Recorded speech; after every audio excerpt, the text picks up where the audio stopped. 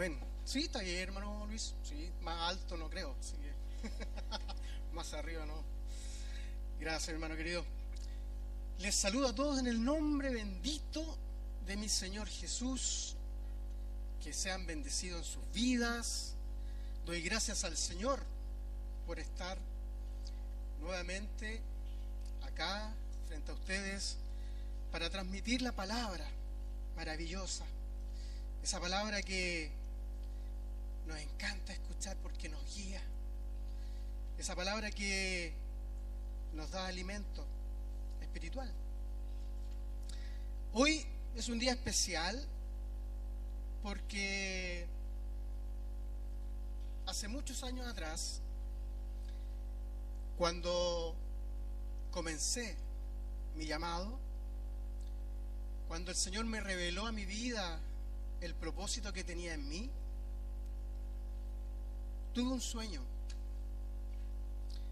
y hoy se ha hecho realidad. El ver a mi familia completa, dedicada a la obra del Señor. Ver a mis hijos alabar al Señor en su talento, en su música. Ver a mi esposa ministrar la palabra en un comienzo. Y ver a mi hija esforzándose para aprender cada día más el teclado, para que también algún día puedas también glorificar al Señor con su talento. Y heme aquí, ser un transmisor, ser un instrumento que el Señor me utilice para dar la palabra. Fue un sueño, fue una visión que tuve hace muchos años atrás y hoy el Señor me lo ha regalado. Y confío en el Señor que tengamos esas fuerzas suficientes, porque como todos chilenos sabemos que cuando llegamos al número 1, los chilenos lo sabemos, ¿verdad? Poco nos mantenemos en el número 1, ¿cierto? Tuvimos un número 1 en el tenis. Chino Ríos duró un par de semanas, ¿no? Pero yo confío en el Señor y le pido a Él que nos dé la fuerza suficiente para mantenernos en su obra completos. Hermano querido, hoy día veo muchas caras nuevas que hace tiempo no había visto. Gracias al Señor por estar acá nuevamente. Veo caras también no veo caras que no están. Y le pido al Señor que sea por alguna dificultad que no hayan podido venir, ya sea enfermedad, trabajo o algo que haya impedido estar acá. Que el Señor también les bendiga. Que quizás lo van a ver por transmisión, por pantalla, quizás lo van a ver, lo van a escuchar por YouTube, y que este mensaje que hoy traigo de parte de nuestro Señor, que toque su corazón, que sea edificado y que crezcamos todos juntos. Hoy es el día del niño, ¿verdad? Es el día del niño. Hoy día tuvieron una actividades tremendas los niños en la mañana, en el cual tuvieron juegos, ¿cierto? Yo vi más adultos jugando que los niños. Déjeme decirle que así fue. Vi más adultos jugando, así que, pero así nos llama el Señor, a ser como niños, ¿cierto? Pero la palabra de hoy no viene acerca de ser como niños, lo vamos a dejar para otra vez, porque la palabra de hoy viene con el título de procesos. Así como mi querida esposa les comunicó y les llamó a que pensáramos que nosotros, cada uno de nosotros, somos barro en las manos del alfarero, y quebró este jarrito, ¿verdad? Varios trozos. ¿Ustedes creen, hermanos, que Dios, así con nuestras vidas, nos puede romper y crear nuevamente? ¿Formar nuevamente? Amén. Amén. Y eso va a pasar. No una vez, las veces que sea necesario. Y cuando pasa, duele.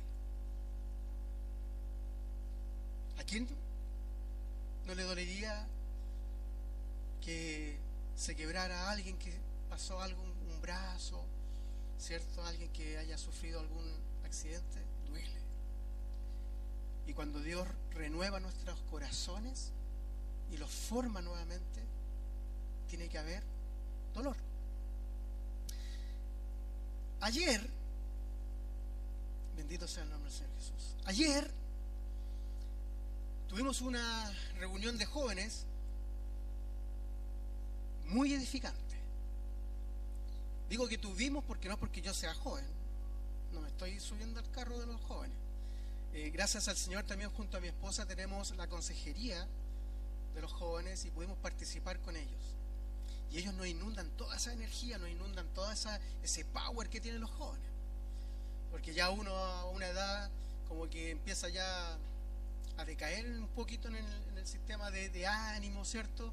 O de juventud. Pero estos jóvenes, al ver ayer sus caritas, sus ojos, atentos a recibir el mensaje, me dan fuerzas. Me dan fuerzas para poder seguir transmitiendo. Y ayer en la clase de jóvenes, en la reunión de jóvenes que tuvimos, hubo un tema en el cual se habló de los propósitos.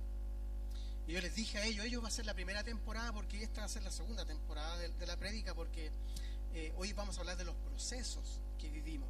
Ayer hablamos de los propósitos, cómo encontrar nuestro propósito. Y gracias al Señor, como es tan maravilloso, Él mezcla todo, ¿verdad? Entrelaza todo. Así que vamos a leer la palabra de nuestro Señor con el versículo que hoy nos trae. Y queda ni nada menos que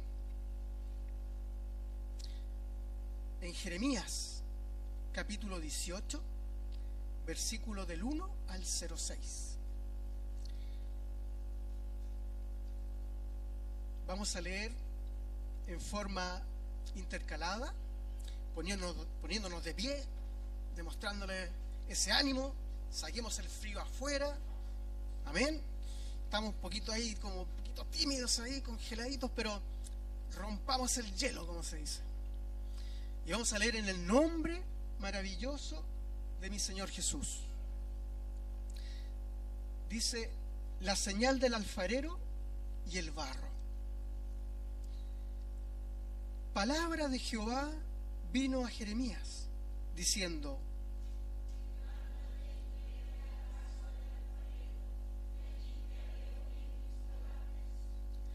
y descendí a casa del alfarero, y aquí que él trabajaba sobre la rueda.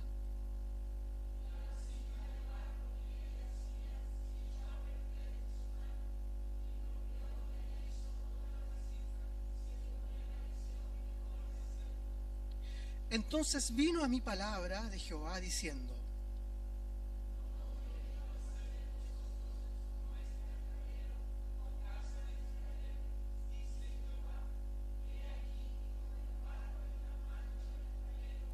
así sois vosotros en mi mano, oh casa de Israel. Amén. Tome su asiento, hermano querido.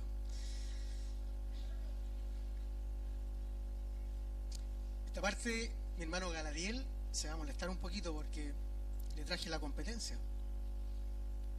Él es fanático de la Coca-Cola. Yo era hace como un par de meses atrás, ¿no? El que lo entendió, lo entendió. Dejé de trabajar en Coca-Cola hace un par de meses atrás. Hermanos queridos, el fabricante de esta botella, ¿para qué la produjo? ¿Para qué fue hecha? Dígame, no así. ¿Para qué? Un líquido específico, ¿verdad? ¿Qué líquido? Una gaseosa. ¿De qué marca? No me están pagando por publicidad, les digo al tiro. Para un líquido que se llama Pepsi, ¿verdad? ¿Le podemos dar otro uso a esta botella? ¿Qué cosa? agua, leche, jugo, Coca-Cola, sí, sí. Muchos usos, ¿verdad? Pero el propósito que fue creado esta botella fue para contener Pepsi. Así Dios nos crea con un propósito único. Pero va a depender de nosotros qué propósito le vamos a dar a nuestra vida.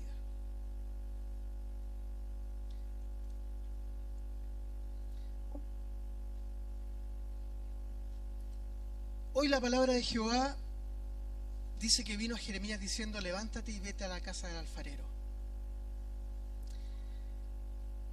Vamos a saber que el alfarero es Dios y nosotros somos el barro. ¿Amén?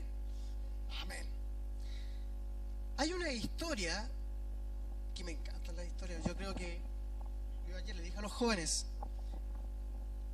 a mí me gusta ver Netflix, me gustan las películas, pero las mejores películas, las mejores historias están en la Biblia.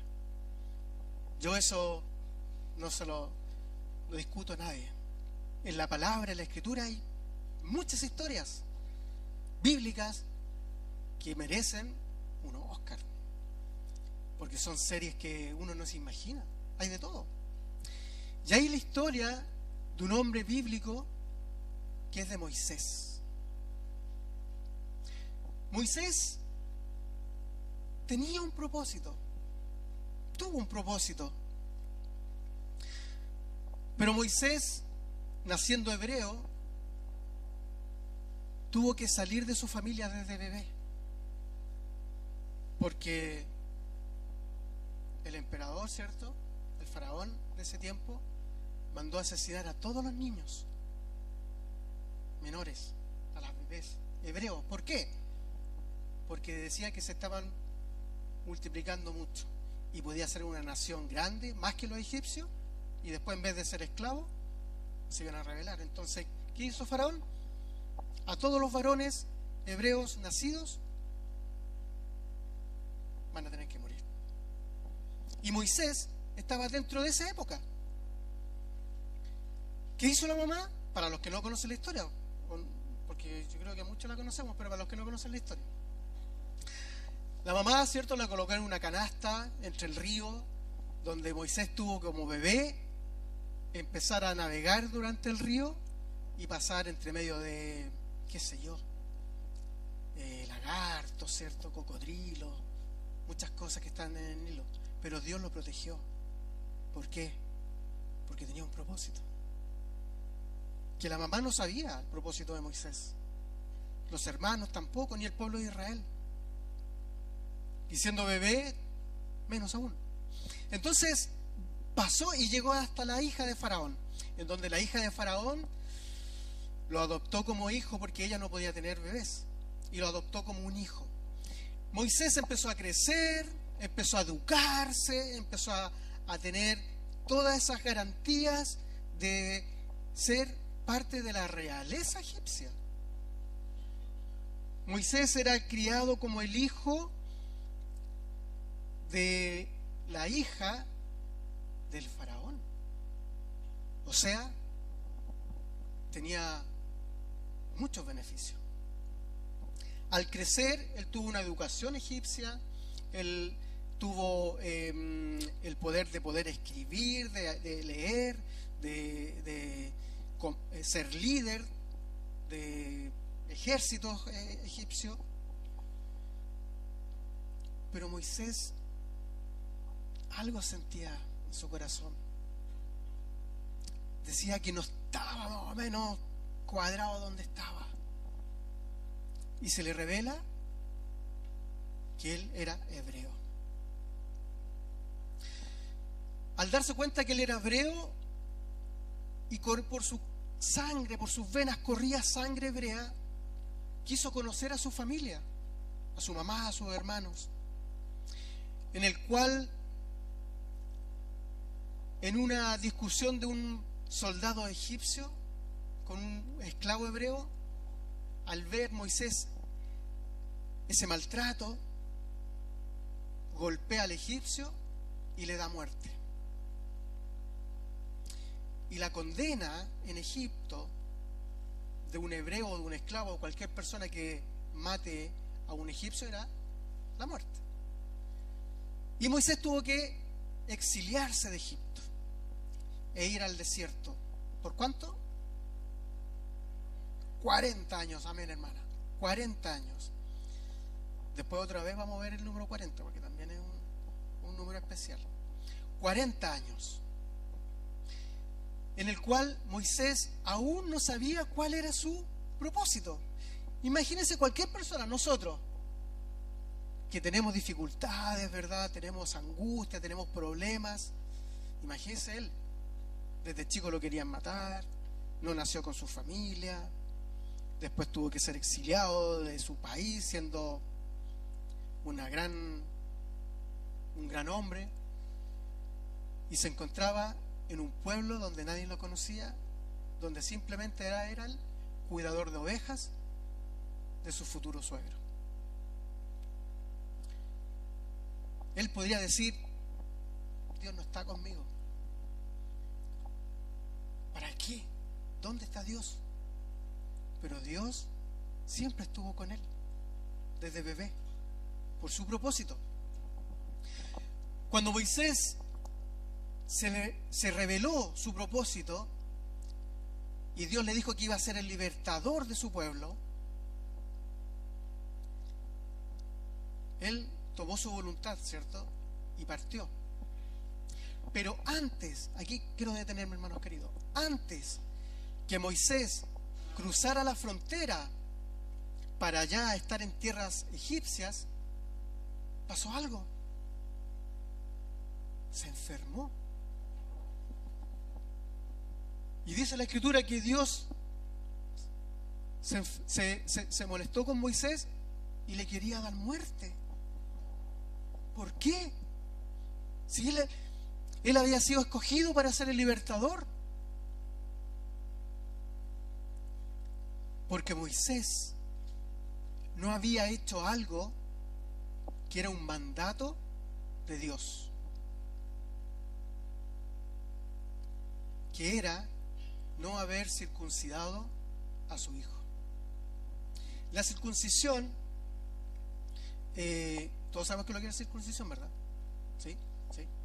No me quiero meter en problemas, pero voy a especificar algo. Es un corte que se le hace, ¿cierto?, a los bebés cuando tenían 8 años los hebreos, 8 días. Cuando cumplían 8 días se les hacía un corte de carnecita, ¿cierto? En el cual eso era un pacto que Dios tenía con el pueblo de Israel para diferenciar los pueblos de los que eran de él y los que no. Entonces todo hebreo tenía que circuncidarse. Y Moisés no lo había hecho con su hijo. Moisés sí. ¿Por qué? Porque nació en Israel, ¿cierto? Entonces Moisés sí era circuncidado. Entonces su esposa, al ver que Moisés ya estaba pero en las últimas, ella se da cuenta de la desobediencia que había estado Moisés. ¿Qué quiero decir esto, hermanos queridos? Que si nosotros tenemos algo pendiente con nuestro Dios, no sabremos cuál es nuestro propósito. Si usted no sabe cuál es su propósito, el Señor le llama a analizarse. ¿Qué es eso pendiente? Imagínese que Moisés, escogido para libertar a su pueblo, por solo hecho de no obedecer el mandato de Dios, Dios no lo iba a dejar cumplir el propósito con el que fue creado. Al circuncidar a su hijo, Moisés recupera su salud y parte a Egipto, y ya todos sabemos lo que después ocurre, ¿cierto? Saliendo como líder, porque imagínense que con qué prestancia, con qué valor Moisés le va a decir a los israelitas: obedezcan al Señor y cumplan todos sus mandatos, si él no hubiera circuncidado a su hijo? ¿Cierto? Se lo pudieran haber sacado en cara. Asimismo ocurre en la vida de nosotros. Así mismo. Un gran hombre, ¿verdad? Moisés, escogido por Dios. Y hay otro hombre que esta historia me fascina porque yo la aprendí de chiquitito. No, perdón, cuando era menor de edad, porque chiquitito puede ser ayer, ¿verdad? O hace poquito. No, desde menor de edad aprendí esta historia, que era José y sus hermanos. José, siendo un joven, dentro de hermanos que eran 10, los hermanos tuvieron envidia de él, lo tiraron a un pozo, de ese pozo lo vendieron a unos ismaelitas que iban pasando por ahí, donde llega a Egipto. Llegando a Egipto, lo compra Potifás, que era un hombre también de alta alcurnia en Egipto, en el cual ya con José, con 17 años, ya era un hombre joven, alto, moreno. No soy yo, pues estoy alto, moreno, fortachón, ¿cierto? Era guapo. Y la esposa de Potifás se enamora de él y le pide ciertas cosas que José obviamente no lo iba a hacer. Y al negarse, la esposa lo acusa de que José se quiso propasar con ella y lo mandan a la cárcel. Miren, cabro bueno, ¿verdad? Lo mandan a la cárcel. Estando en la cárcel, el jefe de los presos le cae bien a José. Dice: oh, este muchacho, y lo deja a cargo de todos los presos, estando en cárcel. Y en la cárcel habían dos hombres, un copero que era de Faraón y un panadero, en el cual tenían sueños repetitivos. Y José tenía un don, que era la interpretación de sueños. Y José le dijo: cuéntame el sueño, yo te lo puedo interpretar por la voluntad de Dios, siempre, no por la mía, por la voluntad de Dios, decía. Y el copero le cuenta su sueño, también el panadero, y José le dice: mira, tú en 3 días más vas a salir de acá y vas a volver a trabajar con Faraón y vas a ser el hombre de confianza de él. Pero tú, el panadero, en 3 días más vas a ir a la muerte. Y se cumplió. Salió el copero de la cárcel, fue a trabajar con Faraón y se olvidó de José. Se olvidó de ese favor. Pasaron los años, cuando Faraón empezó a tener sueños y nadie de su realeza, los habitantes de ahí de Egipto, ninguno le podía saber y decir qué representaba el sueño, porque lo que decían, el Faraón decía: no me llega, eso no creo. Y en eso el copero se acuerda: pero si en la cárcel hay un hombre que tiene el don de interpretación de sueños. Faraón, en la cárcel hay un hombre, tráiganlo. Traen a José. Faraón le cuenta su sueño, que era de 7 vacas gordas y 7 vacas flacas, las cuales estas vacas flacas se comían a las gordas. Y habían 7 espigas maravillosas, gordas, que tenían mucho grano, pero habían 7 espigas delgadas, que las cuales hostigaron a estas gordas. Entonces José, al pedir al Señor que le dé ese entendimiento, le dice a Faraón: Faraón, van a haber 7 años de hambruna y 7 años de abundancia. En esos 7 años de abundancia, aproveche de juntar todo lo que pueda para poder suplir esos 7 años de hambruna. Y Faraón sintió que eso era el sueño. Saca a José de la cárcel y lo coloca como segundo hombre a bordo de Egipto, como gobernador de Egipto. a José, un hebreo. ¿Cuál era el propósito de José? ¿Cuál era el propósito que Dios le dio a José? ¿Ser gobernador de Egipto? ¿Que ayudara a Egipto a que no muriera de hambre? Sigue la historia. Al llegar estos 7 años de hambruna, vino un grupo de jóvenes desde Israel a pedir ayuda a Egipto porque estaban pasando hambre. Y adivinen con quién se encontró. ¿Quién era el que estaba autorizado a darle grano? José. José, al reconocer que eran sus hermanos,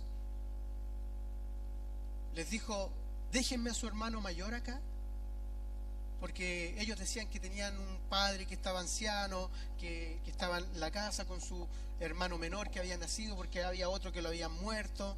José sabía que era él. Entonces le dijo: déjenme a su hermano mayor acá y tráigame a su padre y al hermano menor, para saber que lo que me están diciendo es verdad. Y parten los hermanos a buscar a su padre, y ahí se revela él de que él era José, el hijo que había desaparecido hace tantos años. Jacob, que era su padre, lo abraza, perdona a sus hermanos, porque comprenden que el propósito de José era de salvar al pueblo de Israel de esa hambruna. Y si José no hubiera pasado por esos procesos de estar en la cárcel, de ser enjuiciado, de ser calumniado, si no hubiera pasado por esos procesos, ¿quién iba a ayudar al pueblo de Israel en la hambruna? Porque nuestro Dios tiene un propósito para cada uno de nosotros. Para cada uno de nosotros, hermanos queridos. ¿Se imaginan que José hubiera renegado por todo lo que estaba pasando? ¿Por qué me pasa esto a mí si yo soy bueno? ¿Por qué estoy en la cárcel si yo no hice nada malo? ¿Por qué tengo que pasar por todo esto? ¿Suena parecido a lo que a veces nosotros pensamos y decimos: ¿por qué Dios pasó por esto? ¿Por qué Dios no me das un trabajo? ¿Por qué Dios no me sanas? ¿Por qué Dios no arreglas este problema? Es porque cada uno de nosotros está viviendo un proceso en el cual nuestro propósito va a ser cumplido cuando así Dios lo estime.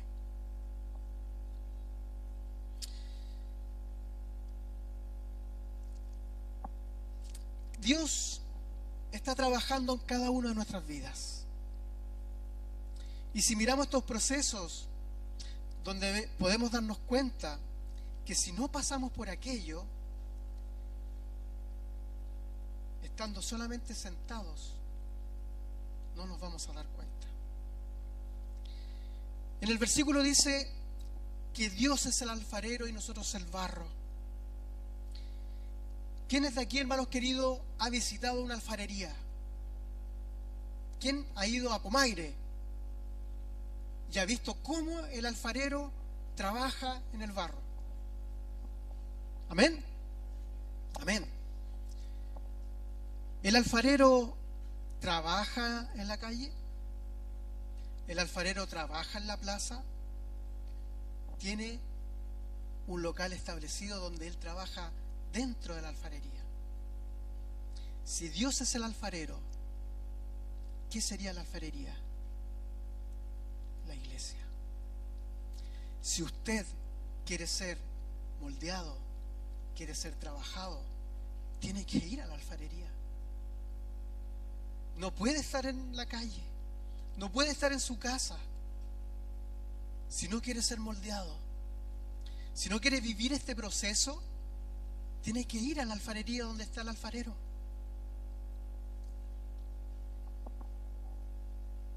Al llegar a la alfarería, nos colocamos en las manos del alfarero. Ese barro llega a las manos del alfarero. Y el alfarero dice que lo coloca en una rueda. Esa rueda tiene movimiento, hermano querido. Porque el alfarero no trabaja con el barro en la rueda sin movimiento, no lo forma, le tiene que dar movimiento. ¿Qué significa eso en nuestra vida, hermanos queridos? Que nosotros debemos movernos, debemos trabajar, no en la parte secular, trabajar en su obra. No podemos ser moldeados, no vamos a ser moldeados si nos quedamos quietos. Pero existe otra característica muy importante para que podamos ser moldeados, como ese barro en las manos del alfarero. Lo moldea seco, es un barro seco. ¿Qué le coloca el alfarero? Agua. ¿Qué representa el agua para nuestras vidas? La palabra de nuestro Señor Jesús. Si no nos empapamos de la palabra de nuestro Señor, no podemos ser moldeados. Aquí yo creo que todos queremos ser moldeados. Todos queremos ser un vaso para la obra de nuestro Señor, para que nuestro Señor nos utilice y podamos ser instrumento en sus manos. Pero dice la Escritura, y esta parte es la que quiero decir cuando dice que la vasija del barro que hacía se echó a perder en su mano y volvió y la hizo otra vasija. O sea, la vasija de barro que estaba en las manos del alfarero se quebró. Y si sabemos que el alfarero es Dios y nosotros somos esa vasija, y si estamos en las manos de Dios, ¿cómo es posible que nos quebremos? ¿Se habrá equivocado el alfarero? Sabemos que no, ¿verdad? Dios no se equivoca. ¿De quién es la culpa? Del barro. Porque el barro venía sucio. Porque el barro venía con piedrecitas, venía con alguna madera incrustada. La cosa es que cuando empezó a trabajar, el barro se quebró. Así.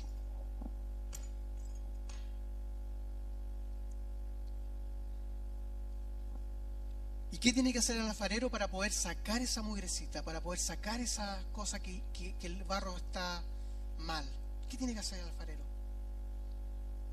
Detener la rueda, parar ese movimiento y empezar a sacar las impurezas. Y ahí es donde nosotros, como barro en las manos del alfarero, a veces nos detenemos y no queremos continuar. ¿Por qué? Porque duele. ¿Cómo duele estar sin trabajo? ¿Cómo duele tener una enfermedad? ¿Cómo duele tener una aflicción, un problema? Porque estamos parados, pero tenemos que dejar que Dios trabaje en nuestras vidas, que saque eso, que si tenemos algo pendiente, nosotros nos demos cuenta que es lo pendiente que tenemos. Cuando ya el alfarero ve que ya sacó todo lo sucio, comienza a moverse nuevamente. Hermano querido, no deje de moverse, no deje de congregarse, no deje de ir a la alfarería, porque necesitamos ser moldeados a la voluntad de Dios Padre. Necesitamos ser moldeados a lo que Él quiere, no a lo que nosotros queramos. No, es que yo quiero ir a un instituto bíblico, quiero ir a un instituto para estudiar y después ser predicador y ser... es lo que yo quiero. Pero quizás el Señor te dice, no, yo quiero que trabajes en otra área. Y es tan importante como cualquier área que estamos acá. Todo trabajo en la obra del Señor es importante. Ninguno es más que otro. ¿Se fijan, hermanos, que cuando el Señor habla de que el barro somos nosotros y Él es el alfarero, se comprende un poco mejor estos procesos que cada uno está pasando en su vida? Son procesos que tienen un final. Pero créame, cuando lleguemos a ser un vaso nuevo, no va a ser ahora. Va a ser cuando Él nos venga a buscar y nos tome y nos limpie de toda impureza y podamos ser un vaso nuevo en sus manos. Dice que nos van a cambiar las vestiduras, que vamos a tener otro cuerpo. Ya no habrá más dolor, no habrá más angustia. En 2 de Corintios, capítulo 4, del 7 al 11, dice: pero tenemos este tesoro en vasos de barro, para que la excelencia del poder sea de Dios y no de nosotros, que estamos atribulados en todo, mas no angustiados, en apuros, mas no desesperados, perseguidos, mas no desamparados, derribados, pero no destruidos, llevando en el cuerpo siempre por todas partes la muerte de Jesús, para que también la vida de Jesús se manifieste en nuestros cuerpos, porque nosotros que vivimos siempre estamos entregados a muerte por causa de Jesús, para que también la vida de Jesús se manifieste en nuestra carne mortal. Si queremos ser transformados, queremos ser moldeados, queremos ser un vaso nuevo, va a tener que pasar por procesos, hermanos. Nadie llegó a ser un vaso de nacer hasta Él, solamente uno, que fue nuestro Señor Jesús. Nosotros vamos a vivir procesos. La Escritura nos habla. ¿Sabe cuántas veces nos dice la Escritura que no tengamos miedo? ¿Cuántas veces la palabra de no tener miedo está escrito en la Escritura? 365 veces, amén, hermano. 365 veces. Eso nos quiere decir que cada día el Señor nos está diciendo: no temas, no temas, yo estoy contigo.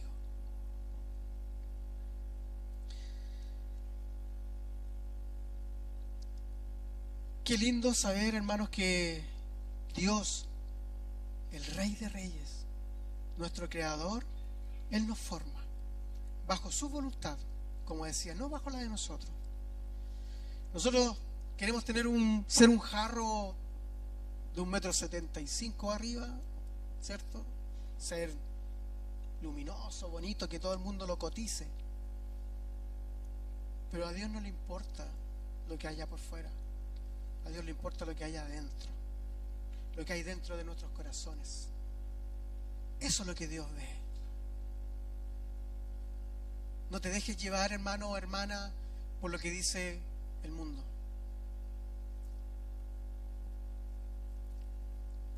Dios sabe que lo mejor para tu vida, y tienes que procurar oír la palabra de Dios, ver lo que Dios te está orientando y tomar posesión de esta palabra y colocarla en práctica, porque el alfarero le decide lo que tú vas a hacer y no tú vas a decidir lo que vas a hacer. En Romanos 9:21, hermano querido, y este es un versículo hermoso que dice: ¿o no tiene potestad el alfarero sobre el barro para hacer de la misma masa un vaso para la honra y otro para la deshonra?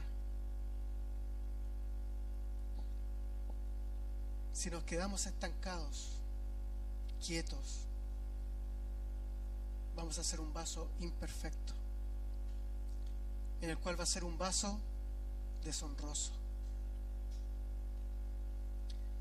Y hay muchos hermanos queridos, muchos, que se quedan en ese proceso, estancados en su vida.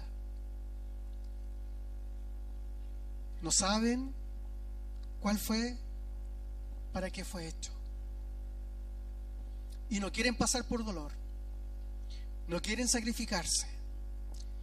No quieren venir un día frío, con baja temperatura, a la casa del alfarero. No quieren trabajar en la obra del Señor porque les quita mucho tiempo.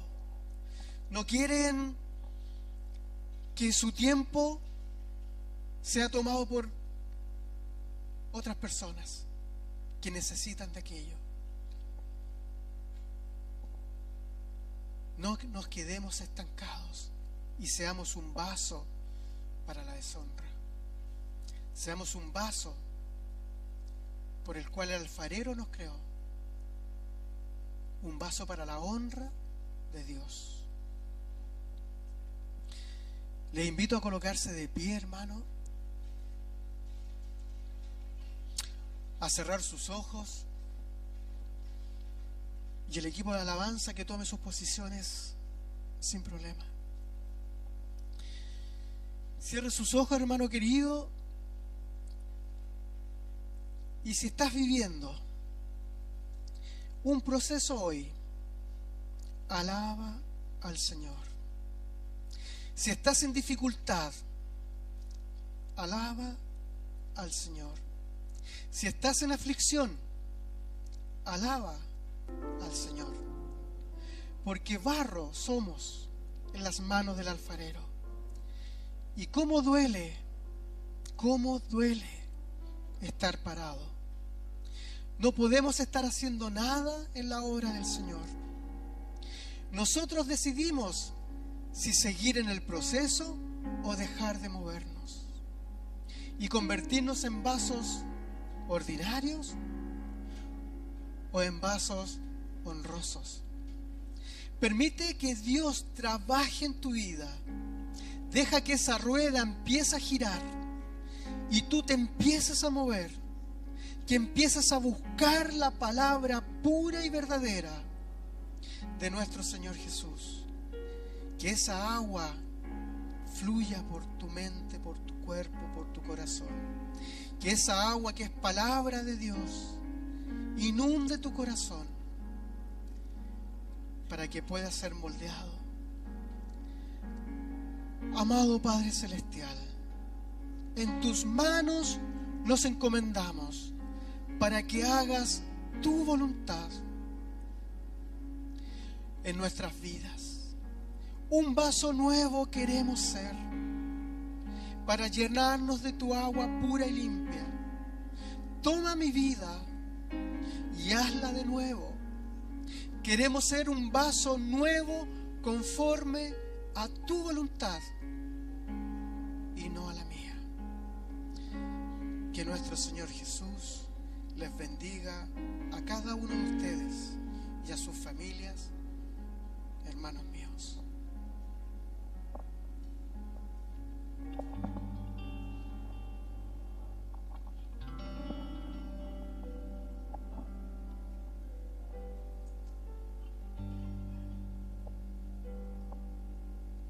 Bueno, hermano, vamos a alabar al Señor con esta alabanza que en diferentes versículos de la Biblia